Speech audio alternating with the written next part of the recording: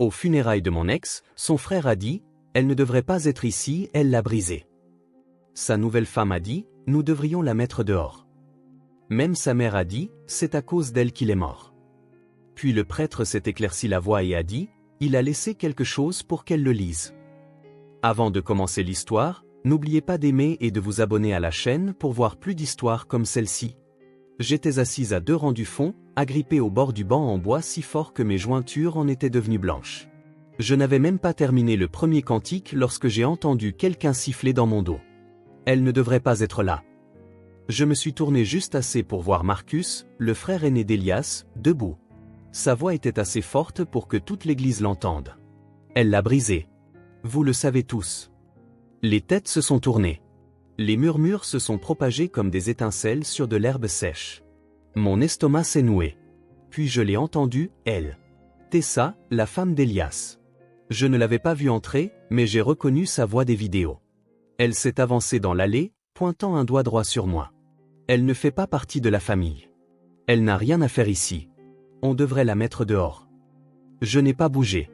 Je ne pouvais pas. Ma poitrine me brûlait. Mes paumes étaient moites. J'étais incapable de dire si c'était de la culpabilité, de la colère, ou les deux. Puis vint le pire. Denise, la mère d'Elias, s'est levée lentement du premier rang. Elle portait un chapeau noir avec une petite voilette. Et même à plusieurs rangs de distance, je pouvais sentir la froideur de son regard. C'est à cause d'elle qu'il est mort. On ne m'avait jamais blâmé aussi directement. Pas par eux. Pas comme ça. Pendant un instant, l'église entière est tombée dans le silence. Le seul son était le sanglot étouffé de quelqu'un que je ne pouvais pas voir. Je sentais des dizaines de regards peser sur moi, me jugeant, me condamnant, me rejetant. Je me suis levé. Il le fallait. Je ne pouvais pas rester assise une seconde de plus. J'étais sur le point de partir, prête à bousculer quiconque essaierait de m'arrêter, quand le père Anelmo a levé une main et s'est avancé. « Attendez !» Sa voix était ferme, mesurée. Tout le monde s'est immobilisé. Il s'est éclairci la gorge et a dit, « Elias a laissé une lettre. Il l'a écrite avant de mourir. Elle est adressée à une seule personne. Il voulait qu'elle soit lue aujourd'hui. Il a marqué une pause, a ouvert une fine enveloppe et m'a regardé droit dans les yeux. Elle est pour Ria Monroe. » Mon souffle s'est coupé. La lettre était pour moi. L'église est devenue immobile. Même les pleurs ont cessé. Tout le monde me fixait, mais personne ne disait un mot. Je n'avais pas parlé à Elias depuis des mois. Je ne savais pas qu'il avait écrit quoi que ce soit, et encore moins pour moi. Le père Anselmo m'a tendu la lettre. Il a demandé que vous la lisiez de votre propre voix, ici, aujourd'hui. J'ai baissé les yeux sur l'enveloppe. Mon nom, écrit de la main d'Elias, m'a coupé le souffle. Je connaissais cette écriture penchée comme je connaissais son rire. Je le taquinais souvent sur la façon dont il formait la boucle de son R. Mes doigts se sont refermés sur le papier. Il semblait plus lourd qu'il n'aurait dû. L'église était si silencieuse que je pouvais entendre le bâtiment craquer sous l'effet du vent extérieur. Personne ne bougeait. Personne ne parlait. C'était le moment.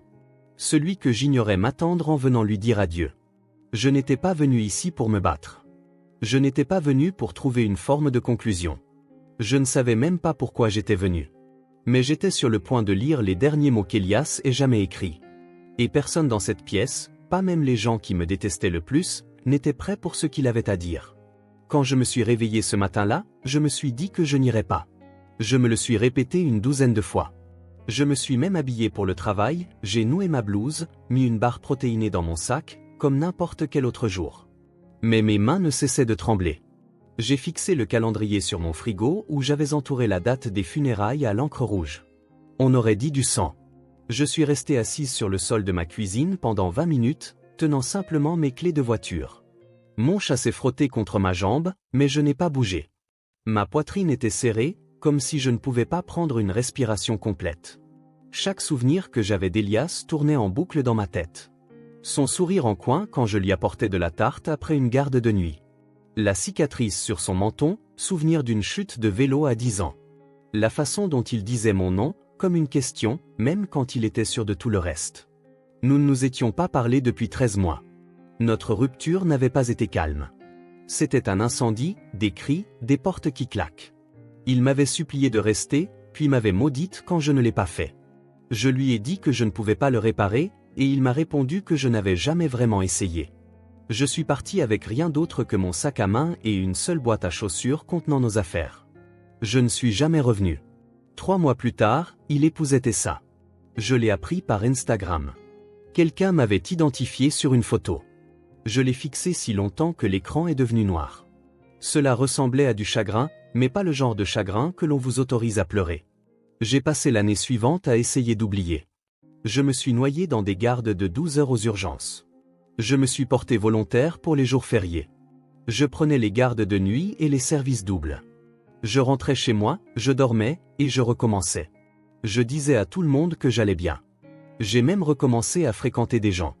Mais personne ne durait plus de quelques semaines.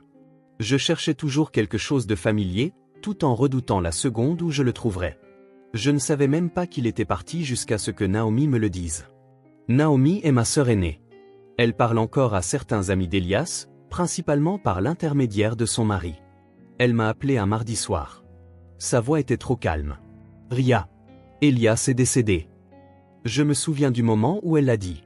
J'étais dans ma salle de bain, en train de me brosser les dents. J'ai craché dans le lavabo et j'ai fixé mon reflet pendant un long moment avant de murmurer. « Qu'est-ce que tu veux dire ? » Il est mort il y a 2 jours.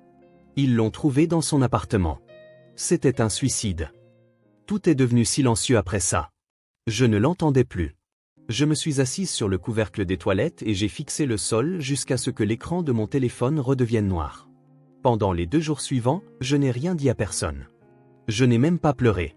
Je ne bougeais que si c'était nécessaire. Je ne suis pas allé travailler. J'ai fixé le plafond en me posant des questions auxquelles je ne pouvais pas répondre. J'ai pensé à la lettre que je n'ai jamais envoyée. Aux excuses que je n'ai jamais présentées. À cette partie de moi qui voulait encore l'appeler quand j'entendais quelque chose de drôle. Cette partie n'avait jamais disparu. Quand l'invitation aux funérailles est arrivée, je n'ai pas été surprise. C'était une liste de diffusion de masse, pas une demande personnelle. Pourtant, je l'ai fixée pendant 1 heure. Je n'ai pas répondu. Je me suis juste présenté. Je me suis dit que je m'assierais au fond, que je présenterais mes condoléances et que je partirais avant que quiconque ne me remarque. Je n'étais pas venu pour remuer le couteau dans la plaie. Je n'étais pas là pour ouvrir les blessures. Je suis entré juste au moment où l'orgue commençait à jouer. J'ai reconnu des gens de l'ancien quartier, quelques infirmières avec qui Elias travaillait, sa tante de Boston. Tout le monde regardait droit devant, habillé de noir, les yeux lourds de chagrin. Et puis il y avait le premier rang. Marcus. Il était exactement le même, rasé de près, tendu comme un fil sur le point de rompre. Tessa à côté de lui, dans une robe noire avec une ceinture de satin, serrant un mouchoir humide. Denise, les mains étroitement jointes sur ses genoux. J'ai pris l'avant-dernier rang, silencieuse, invisible. J'ai gardé les yeux baissés et je me suis dit que je pouvais tenir 1 heure. Mais j'aurais dû savoir que le chagrin n'est pas silencieux et que rien avec Elias ne se terminait jamais simplement. Car à peine 20 minutes après le début de la cérémonie, tous les occupants de ce premier rang ont retourné leur douleur contre moi. Chaque mot, une lame. Chaque regard, une accusation silencieuse. Et puis le prêtre a prononcé mon nom. C'est à ce moment-là que tout a changé. Quand le prêtre a prononcé mon nom, je n'ai pas compris tout de suite. Il sonnait étranger dans le silence, comme s'il appartenait à quelqu'un d'autre. Mais il l'a répété. Ria Monroe. Toutes les têtes dans l'église se sont tournées. Les regards ont balayé les bancs jusqu'à se poser sur moi. Certains se sont écarquillés de reconnaissance, d'autres se sont plissés de dégoût. Le père Anselmo s'est avancé, tenant une enveloppe blanche. Elle semblait neuve, comme si elle avait été manipulée avec soin. Sa voix était calme, mais claire. Elias a laissé une lettre. Il a demandé qu'elle soit lue à voix haute aujourd'hui, par Ria, avec ses propres mots. Mon cœur a bondi, mes jambes se sont raidies. La pièce a légèrement tangué. J'ai essayé de respirer profondément, mais chaque inspiration restait coincée dans ma gorge, comme un hoquet de panique. Je ne savais pas qu'il avait écrit quoi que ce soit. Je ne m'attendais certainement pas à ça. Tessa a eu un hoquet, sec et amer. Il a laissé quelque chose pour elle ? Pourquoi lui aurait-il écrit ? Marcus s'est levé avant qu'elle ne puisse en dire plus. Ce n'est pas correct, a-t-il dit en foudroyant le prêtre du regard. C'était ses funérailles. Il ne la voulait pas dans sa vie à la fin. Elle n'aurait jamais dû en faire partie. La pièce a de nouveau bourdonné de murmures. Je pouvais les sentir. Les infirmières de son service, les voisins, des gens qui autrefois me souriaient, évitaient maintenant mon regard ou me fixaient avec une froide curiosité. J'étais la perturbation, l'intruse, l'ex qui n'avait rien à faire là. Denise s'est levée aussi, lentement, en tremblant. Sa voix n'était pas forte, mais elle a transpercé le brouhaha. Elle est la raison pour laquelle mon fils est mort. Ce n'était pas une question. Ce n'était pas une théorie. C'était une sentence, un jugement final. Mon corps a tressailli comme si j'avais été giflé. J'ai dégluti difficilement, cligné des yeux rapidement et détourné le regard. Personne n'est venu à ma défense. Personne n'a dit un mot. Mais le père Anselmo n'a pas cédé. Il me l'a donné personnellement, a-t-il dit doucement, mais fermement. Il a demandé que cette lettre fasse partie de son service. Je respecterai ses dernières volontés. Puis il a descendu l'allée et m'a tendu l'enveloppe. Elle était chaude dans mes mains, comme si elle avait été gardée près de son cœur. Mon nom était sur le devant, écrit de la main d'Elias, ce R penché, ce H en boucle. J'avais adoré la façon dont il écrivait mon nom. J'avais l'impression qu'il prenait toujours son temps avec lui. J'ai levé les yeux. Chaque paire d'yeux était sur moi. Je voulais courir. Je voulais disparaître. Je n'étais préparé à rien de tout cela. Ni à leur haine, ni à la lettre, ni au poids d'être ramené dans une histoire dont j'avais lutté pour sortir. Mais quelque chose en moi, peut-être la fierté, peut-être la culpabilité, m'a forcé à rester debout. Mes doigts tremblaient en ouvrant l'enveloppe. J'ai déplié le papier lentement. L'écriture d'Elias remplissait la page à l'encre bleue, nette et délibérée. J'ai parcouru la première ligne et j'ai failli me rasseoir. C'était trop personnel. Mais je savais que je ne pouvais pas partir maintenant. Pas après tout ça. Pas après qu'il m'ait blâmé. Si Elias m'avait choisi pour ce moment, je lui devais le courage de l'affronter. Alors je me suis éclairci la gorge et j'ai commencé. Ria, si tu lis ceci, c'est que je suis parti. D'abord, je suis désolé de te mettre dans cette position. Je ne l'ai pas fait pour rendre les choses plus difficiles. Je l'ai fait parce que je te fais confiance pour dire la vérité. Il y eut un bruissement de mouvement dans l'église, mais personne n'interrompit. J'ai continué à lire. Je ne sais pas ce que les gens diront de moi, mais s'ils disent que tu m'as brisé, ils ont tort. Tu ne m'as pas détruit. J'étais déjà en train de me défaire bien avant notre rencontre. Tu étais la seule chose qui me donnait l'impression d'être entier. Je me suis arrêté. Ma gorge s'est serrée. Ma vision s'est brouillée. J'ai cligné des yeux fortement et j'ai regardé le plafond pendant une seconde. Puis j'ai continué. Tu es parti parce que j'ai arrêté de me battre. Je suis devenu la version de moi-même que je m'étais juré de ne jamais être. J'ai menti. J'ai été agressif. J'ai arrêté de guérir et j'ai commencé à me cacher. Tu n'as pas renoncé à moi. J'ai renoncé à moi-même. Et tu as choisi de survivre. Je n'ai jamais cessé de t'aimer. C'est pour ça que ça faisait si mal. Il y eut un petit hoquet. Je ne savais pas si c'était ça ou quelqu'un d'autre. J'ai continué à lire. J'allais finir ce qu'il m'avait demandé. Et alors que je me tenais devant une église remplie de reproches, j'ai réalisé quelque chose. Cette lettre ne concernait pas seulement Elias. C'était un miroir pour nous tous. Chaque personne qui lui avait fait défaut, y compris moi. Mais la vérité n'appartenait pas à une seule personne. Elle était enfin révélée. Et personne ne pourrait faire comme s'il ne l'avait pas entendue. Mes mains tremblaient en tournant la page. L'église restait silencieuse, mais la tension s'alourdissait à chaque mot que je lisais. Je savais que la plupart des gens ici me détestaient. Je savais que certains d'entre eux ne me pardonneraient jamais, peu importe ce qu'Elias avait écrit. Mais je ne lisais pas pour eux. Je lisais pour lui et pour moi. J'ai pris une profonde inspiration et j'ai continué. J'ai épousé Tessa parce que je voulais t'oublier.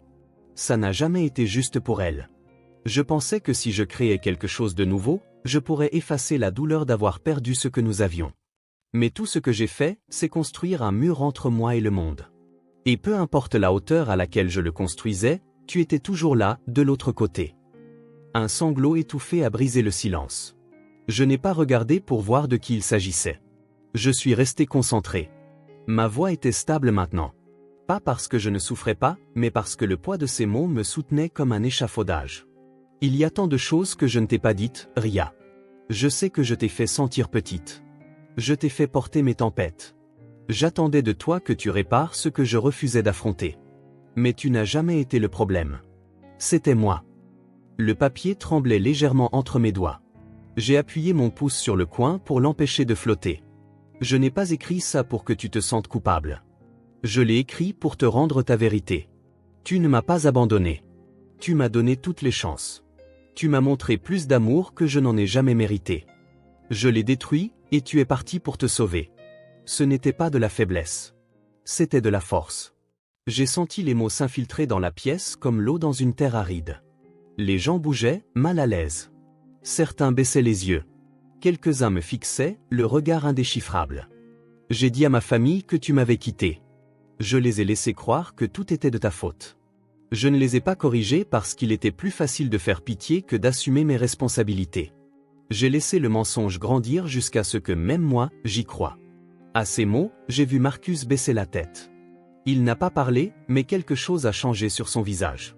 Ce n'était plus de la colère. C'était de la confusion, peut-être de la honte. L'atmosphère dans l'église a changé. Je pouvais le sentir. L'hostilité n'avait pas disparu, mais elle s'était fissurée.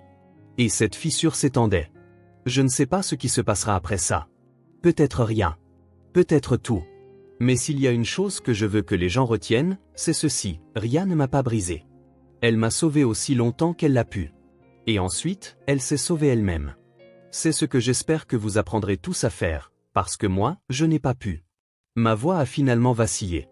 Ma gorge me brûlait, mais j'ai forcé les dernières lignes à sortir. Je suis désolé et je t'aime. Tu ne me dois rien, mais j'espère que tu me pardonneras un jour. Au moins, souviens-toi du chalet. Souviens-toi des étoiles. C'était réel. Ça le sera toujours. Quand j'ai fini de lire, j'ai baissé la lettre et je suis resté figé sur place. Je ne savais pas à quoi m'attendre. Des larmes, des cris, peut-être quelqu'un qui sortirait en trombe. Mais personne n'a rien dit. Le père Anselmo s'est placé à côté de moi. Il n'a pas pris la lettre. Il n'a pas parlé. Il a simplement posé une main sur mon épaule et est resté avec moi un instant, comme un pilier. Je voulais m'asseoir. Je voulais disparaître à nouveau. Mais quelque chose en moi avait changé. J'ai regardé Tessa. Son mascara avait coulé. Ses yeux étaient rouges. Elle ne m'a pas foudroyé du regard. Elle n'a pas parlé. Elle fixait juste le cercueil. Marcus m'a regardé, puis a regardé le sol. Sa mâchoire était serrée, mais sa posture s'était adoucie. Même Denise était assise dans un silence immobile. Ses mains, autrefois jointes en signe de jugement, agrippaient maintenant le bord du banc comme si elle avait besoin de se raccrocher à quelque chose. Pendant un long moment, personne n'a bougé. Puis, le père Anselmo s'est éclairci la gorge. Elias a vécu une vie remplie de luttes, mais aussi d'un amour profond. Aujourd'hui, nous avons entendu une partie de cet amour dans ses propres mots. Je crois que cela mérite d'être honoré. Il a fait un geste doux vers le cercueil. Continuons. Je suis retourné à ma place. Mes jambes étaient instables, mais j'ai gardé la tête haute. Je sentais encore leur regard, mais ils portaient maintenant quelque chose de nouveau. De la curiosité, de l'hésitation, quelque chose qui ressemblait à du regret. Et à ce moment-là, j'ai réalisé que je venais de faire ce que je n'avais pas pu faire du vivant d'Elias. J'avais dit la vérité. Et pour la première fois depuis sa mort, j'ai ressenti quelque chose qui ressemblait à la paix. Les funérailles se sont poursuivies, mais plus rien n'était pareil après la lettre. L'atmosphère avait changé. Les gens avaient changé. Même le silence semblait différent. J'étais assise là, serrant le papier plié sur mes genoux, essayant de donner un sens au fait qu'Elias était parti. Et pourtant, d'une certaine manière, il avait dit plus de vérité depuis un cercueil qu'il ne l'avait jamais fait de son vivant. Le père Anselmo a lu un court sermon sur le deuil et la culpabilité. Je ne me souviens pas de la plupart. Mon esprit tournait encore autour des mots que j'avais lus. Je les entendais en boucle dans ma tête. Tu ne m'as pas abandonné. Tu m'as donné toutes les chances. Tu m'as montré plus d'amour que je n'en ai jamais mérité. Pendant un an, j'avais porté la peur secrète de l'avoir brisé. Je suis parti parce que je le devais. Je suis parti parce que je ne pouvais pas me laisser entraîner dans sa chute. Mais je n'ai jamais cessé de me demander si mon départ l'avait poussé au-delà du point de non-retour. La culpabilité s'était enroulée autour de mes côtes et y était restée, serrée et silencieuse, jusqu'à aujourd'hui. Maintenant, cette culpabilité se fissurait, lentement, douloureusement, mais clairement. Le dernier cantique s'est terminé. Les gens ont commencé à se lever. La cérémonie était finie, mais personne ne s'est précipité dehors. Ils se déplaçaient lentement, les yeux se tournant vers moi, les visages plus doux qu'auparavant. Quelques-uns ont hoché la tête doucement, ne sachant pas s'ils devaient dire quelque chose ou non. Je suis restée assise jusqu'à ce que presque tout le monde soit parti. Je n'arrivais pas à me lever. J'ai regardé le cercueil entouré de fleurs et de photographies. Je détestais en être arrivé là. Je détestais qu'il soit parti. Mais je ressentais aussi quelque chose d'inattendu. Du soulagement. Pas parce qu'il était mort, mais parce que j'avais enfin la vérité. Alors que je me levais pour partir, Marcus est apparu à côté de moi. Il n'a pas parlé tout de suite. Sa mâchoire était crispée. Ses bras croisés. On aurait dit qu'il se préparait au combat, mais sa voix était calme. J'avais tort à ton sujet. J'ai attendu, ne sachant pas s'il y avait une suite. Il a pris une profonde inspiration. Je pensais que tu l'avais abandonné. C'est ce qu'il m'a dit. Il n'a jamais rien dit d'autre. Et après sa mort, j'avais besoin de quelqu'un à blâmer. Il a regardé la lettre toujours dans ma main. J'ai lu la première version. Elle ne disait rien de tout ça. Ce que tu as lu, il a dû l'écrire plus tard. Peut-être la nuit d'avant. Je ne savais même pas qu'il en avait laissé une autre. Il y avait de la douleur dans ses yeux, et peut-être de la honte. Je suis désolé, Ria, pour ce que j'ai dit, pour la façon dont je t'ai traité. J'ai hoché la tête, pas prête à répondre. Pas encore. Tessa se tenait à quelques pas derrière lui. Elle ne s'est pas approchée. Elle observait simplement. Son visage était creux, fatigué. Mais quand nos regards se sont croisés, elle n'a pas détourné les yeux. Elle s'est approchée lentement. Sa voix était fragile. Il ne parlait jamais de toi. Pas vraiment. Mais je te sentais dans tout. Je n'ai pas répondu. Il n'y avait rien à dire qui n'ouvrirait pas une autre blessure. Elle a regardé le cercueil et a dit, « J'espère que tu trouveras la paix grâce à ça. » D'une certaine manière, je voulais la détester. Je pensais que ce serait le cas. Mais maintenant, debout là, tous brisés de différentes manières, je me sentais juste fatigué. Denise se tenait dans le coin le plus éloigné de l'église, les mains jointes devant elle. Elle n'avait pas bougé depuis la fin de la cérémonie. Elle me regardait, mais plus avec haine. Ses yeux étaient humides, son visage indéchiffrable. Elle ne m'a pas parlé. Elle m'a juste fait un petit signe de tête, réticent. C'était tout ce que j'obtiendrais d'elle, et c'était suffisant. Dehors, le soleil était apparu. Les gens se rassemblaient en petits groupes près des marches, parlant doucement. Certains jetaient un coup d'œil dans ma direction, mais personne n'a dit quoi que ce soit de cruel. Je suis sorti à la lumière, avec l'impression de sortir de quelque chose de lourd et d'interminable. Je ne me sentais pas absoute. Ce n'était pas un film. Il n'y avait pas de fin nette, pas de conclusion parfaite. Mais Elias m'avait donné quelque chose que personne d'autre ne pouvait me donner. Sa vérité, sa reconnaissance, et cela importait plus que je ne l'avais réalisé. En marchant vers ma voiture, j'ai sorti mon téléphone et ouvert mon application de notes. J'ai tapé une ligne, « Je te pardonne ». Puis je l'ai effacé. Non pas que je ne le pensais pas, mais parce que je n'avais pas besoin de l'envoyer. Il le savait déjà. Pour la première fois depuis plus d'1 an, j'ai respiré sans que la culpabilité ne pèse sur ma poitrine. Et dans ce souffle, je l'ai senti me laisser partir. Une semaine après les funérailles, j'ai conduit vers le nord, jusqu'au lac où Elias et moi avions séjourné dans un chalet de location pour notre anniversaire. Nous y avions passé 3 jours, emmitouflés dans des couvertures avec un peu trop de vin rouge, nous endormant au son de la pluie contre le toit. Nous avions parlé d'y revenir chaque année. Nous ne l'avons jamais fait. Je me suis garé au début du sentier juste avant le coucher du soleil.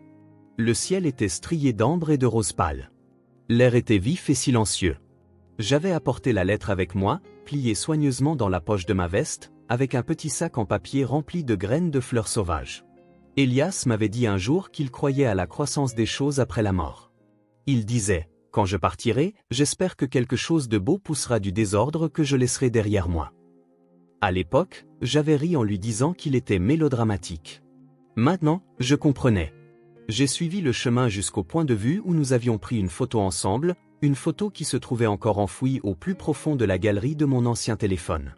Je me suis assise sur un rocher plat et j'ai ouvert le sac. J'ai dispersé les graines sur la terre et j'ai murmuré un merci silencieux. Pas pour la douleur, pas pour la perte, mais pour la vérité, pour la chance de pouvoir enfin la déposer. L'année écoulée avait été un flou de reproches et de silence. J'avais passé tellement de temps à me demander si j'étais la méchante de son histoire que j'avais oublié que j'étais celle qui y avait survécu. Je m'étais faite toute petite pour m'adapter au deuil des autres. J'avais laissé leur colère me définir. J'avais cessé de faire confiance à mon propre souvenir de qui nous étions, parce que leur version était plus bruyante. Mais ce jour-là, dans l'église, Elias m'avait rendu ma voix. Ces mots étaient désordonnés et imparfaits, mais ils étaient honnêtes. Ils étaient suffisants. Depuis les funérailles, j'ai recommencé à voir un thérapeute.